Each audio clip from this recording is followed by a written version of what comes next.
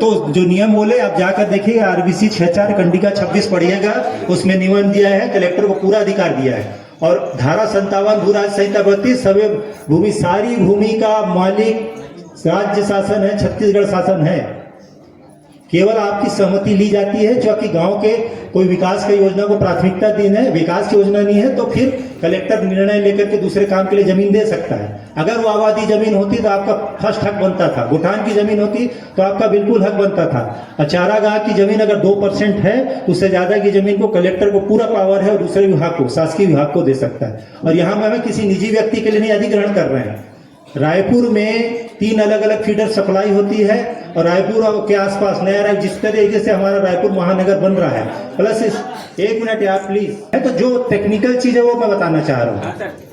तो शासन को पूरा अधिकार है, पढ़ लीजिएगा, जो पढ़ा लिखा है, आरटीआई वाले भाई साहब पढ़े हुए हैं, भू राज्य संहिता की धारा 57 उठा के देख लीजिएगा।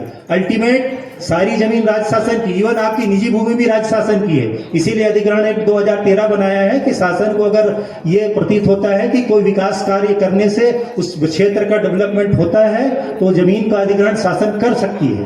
तो ये पूरा वो है, नियम है। और जहां तक बात रही तो चारागाह की, तो चारागाह ऑलरेडी 138 हेक्टेयर है।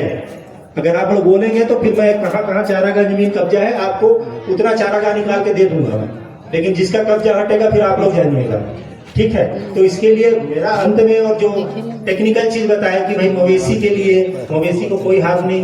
दूसरा बात, इसी गांव को क्यों चुना गया? ऑलरेडी यहाँ 10 एकड़ में 132 केवी का सेंटर है। तो ऑलरेडी इनकी बहुत सारी जो लाइन वहां से ट्रांसमिशन लाइन आ रही है, यह गांव उपयुक्त है। अब ऐसा